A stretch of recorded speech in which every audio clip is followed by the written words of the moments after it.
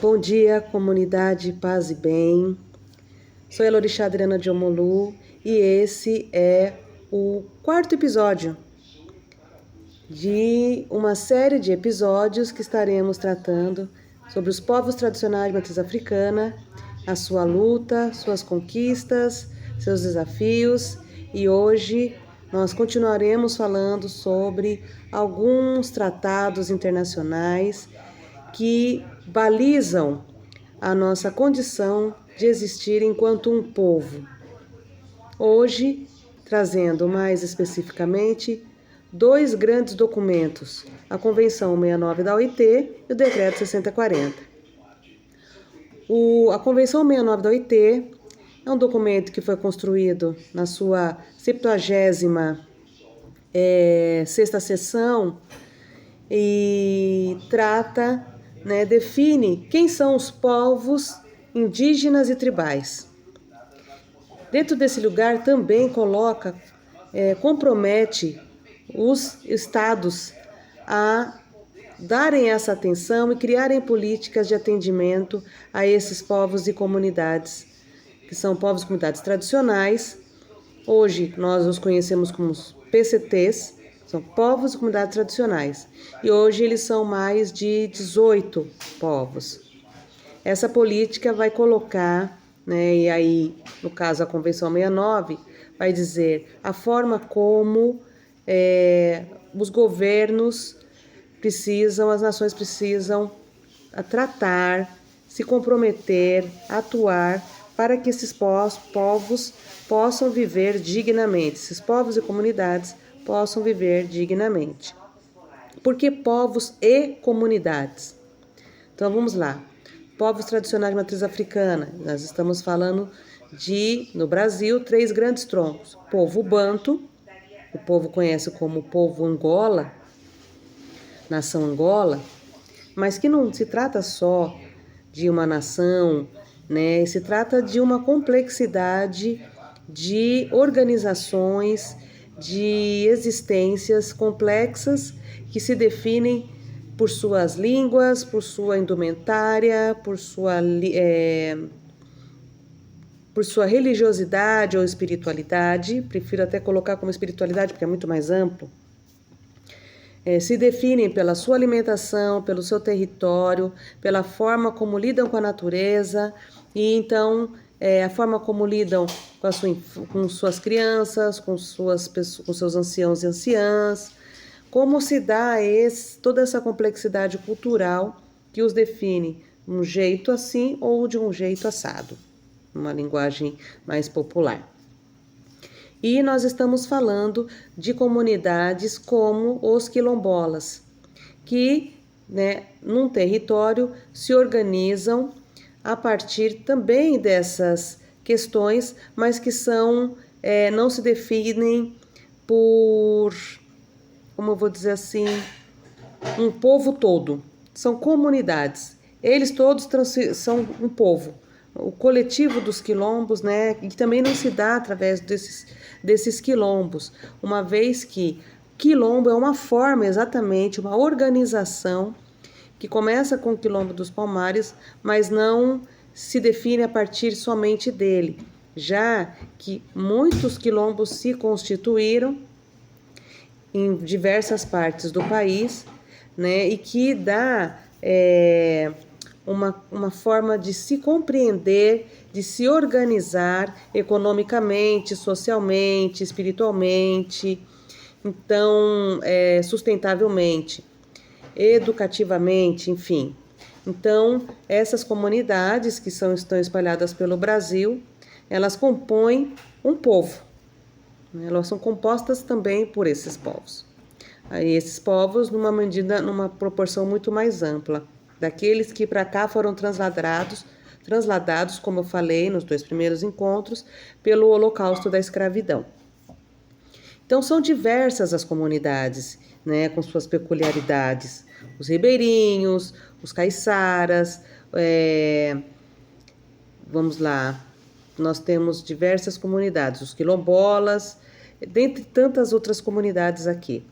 e nós estamos falando de povos. Então, a gente está falando de povos tradicionais de matriz africana, nós estamos falando de povos indígenas, nós estamos falando de povos ciganos, nós estamos falando de povos pomeranos, entre outros povos. O povo judeu, né, e por aí vai. Que eles não se resumem, né, não se fecham na sua espiritualidade, mas nesse complexo de características que o definem. Então, no nosso caso, povos Banto, povo Fon, Fumbê e povo Yorubá, né? Então, por quê? Porque o que se entende por povos e comunidades tradicionais a partir da Convenção 69 da OIT é exatamente que esses povos se organizam, se caracterizam por terem um território, e esse território é onde se manifesta toda a forma como ele se organiza, dentro desses todos esses elementos que eu acabei trazendo que o caracterizam, que o definem. Então, o território, nós estamos falando de uma relação sustentável com a natureza, nós estamos falando de uma língua, de uma vestimenta, uma indumentária, nós estamos falando das relações entre as gerações, então as relações intergeracionais, nós estamos falando das relações de gênero, nós estamos falando da forma como a educação se dá dentro desses povos, nós estamos falando da alimentação, né, de elementos que, por serem muito específicos e peculiares, o colocam nessa condição de povo e que é trazido a partir dos seus territórios, né, de toda a sua territorialidade, de sua terra. Então, a partir desses elementos e desse que define o que são os povos e que está na Convenção 69 da OIT, que coloca quem são os povos indígenas e quem são os povos tribais, então esses povos se apresentam, ganham visibilidade, e mais do que a visibilidade, através de um documento como a Convenção 69 da OIT, que aconteceu em Genebra, né, e que foi promulgado, que aconteceu em Genebra em 7 de junho de 1989. Né, repito, na sua 76ª sessão. A partir disso, você cria mecanismos, os governos têm que criar mecanismos que atendam esses povos em suas especificidades e necessidades, respeitando todas essas características e criando uma política pública para que esses povos tenham vida digna. Tá, e daí você tem que... E vale lembrar também que a Convenção 69 da OIT, ela também tem suas referências, que é a Declaração Universal dos Direitos Humanos, né, e outros documentos internacionais que tratam da questão do direito à existência com dignidade, que foram construídos, elaborados ao longo de tantos encontros, convenções, conferências internacionais, encontros internacionais. Nós também poderíamos incluir diversos outros documentos que também foram constituídos, elaborados em diversos encontros, mas que, para nós, nesse momento, esses dois são os importantes. Então, a Convenção traz todas essas questões, né, e se trata de comprometer as nações, através de seus governos, com esses povos em todo o mundo, e que o Brasil é um dos signatários. Tá, então, a partir disso, a gente tem o Decreto 6040 de 2007, e que ele ratifica a convenção, e ele coloca quem são os povos e comunidades tradicionais.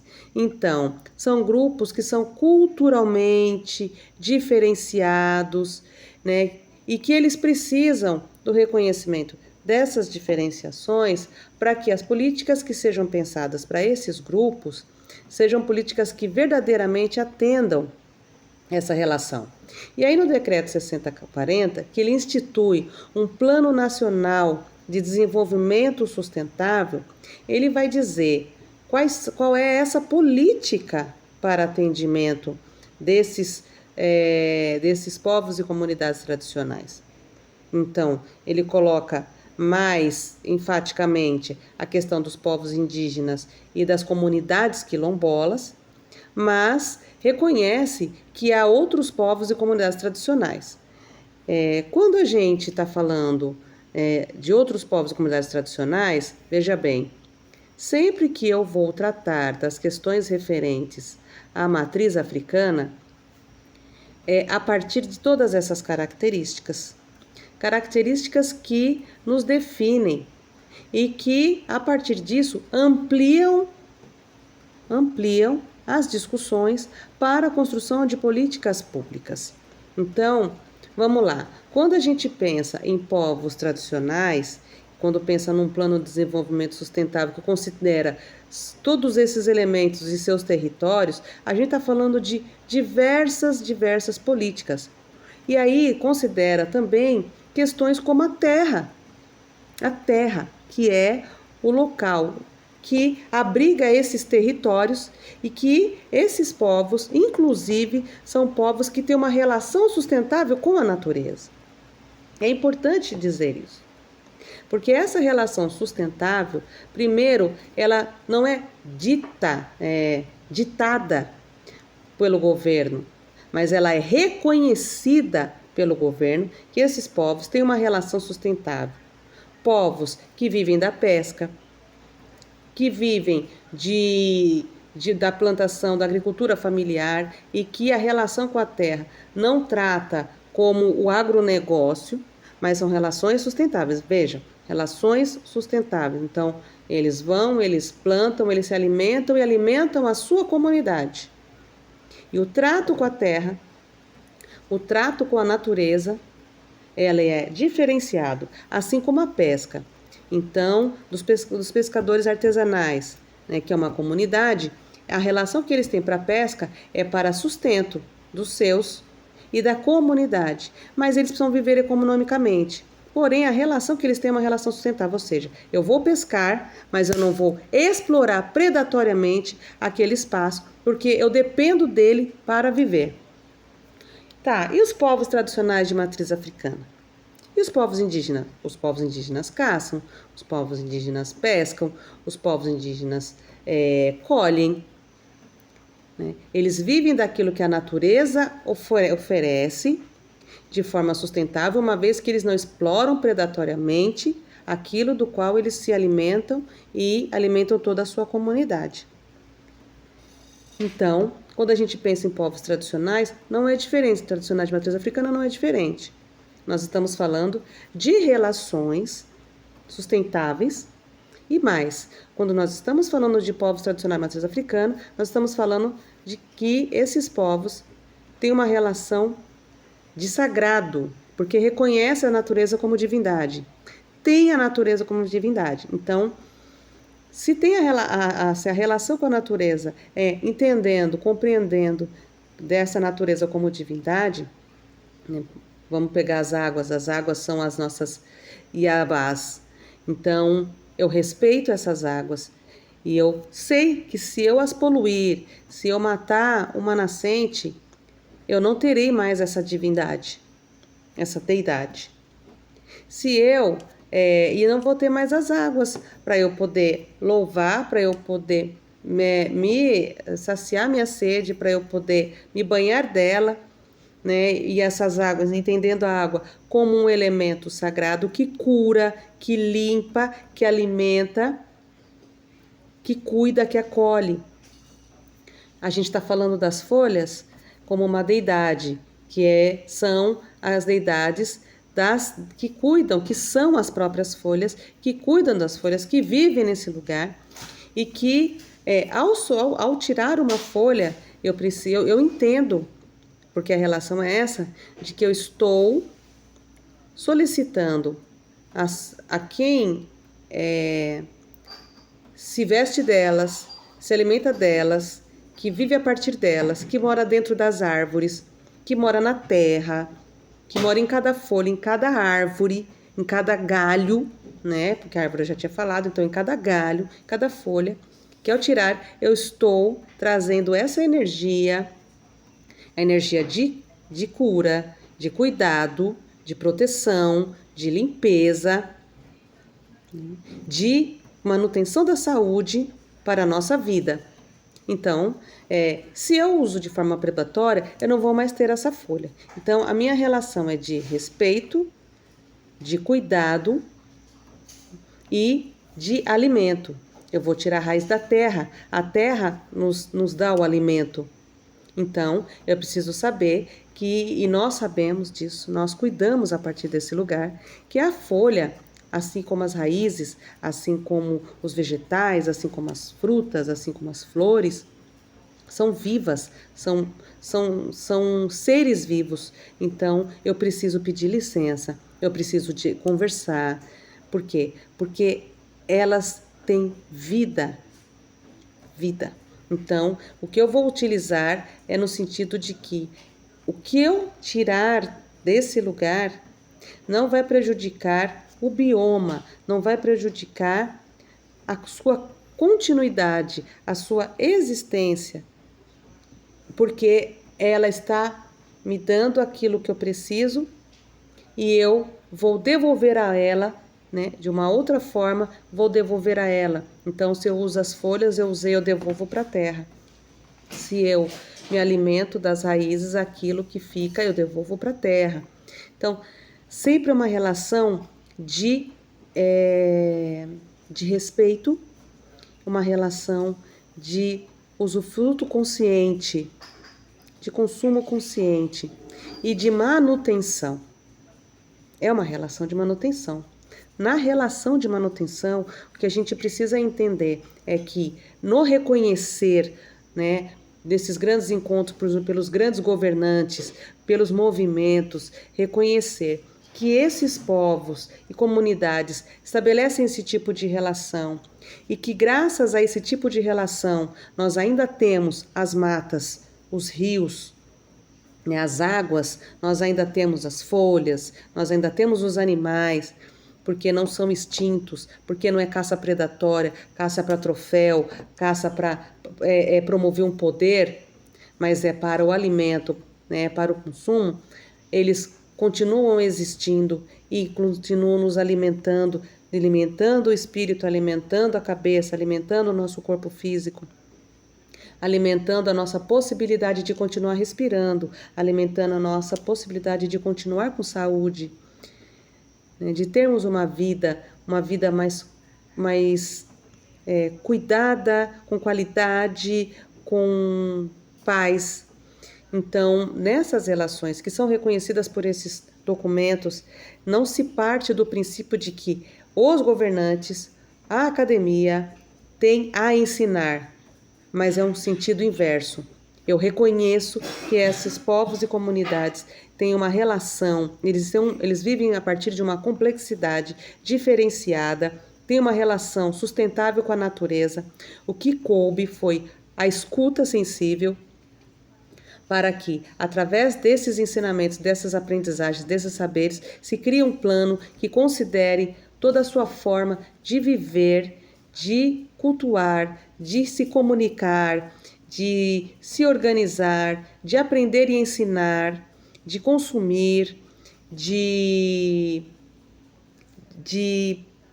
construir relações para além de seus territórios, que sempre garantam, não só para a sua comunidade, mas para todo o planeta, toda a sociedade, vida digna, vida com qualidade, vida com amorosidade, vida com respeito a tudo que se constrói a partir dessas relações. A Convenção 169 da OIT define o que são povos indígenas e tribais e, a partir disso, compromete as nações para uma política pública que reconheça e que garanta a sua existência, a manutenção de sua forma de ser no mundo. O Decreto 6040 ratifica a Convenção 69 da OIT, em 2007, e diz que esses povos, quem são esses povos, e apresentam um Plano Nacional de Desenvolvimento Sustentável que reconheça toda essa complexidade e que, a partir daí, estabeleça uma relação política, uma relação de sustentabilidade com esses povos, com a natureza e com toda a complexidade que define e que organiza a sociedade. Por hoje é só. E aí, no próximo encontro, a gente pode continuar a partir da definição do que são povos tradicionais, entrando um pouco mais nessa condição, a tratar disso com mais propriedade. Até lá, um grande beijo para todo mundo.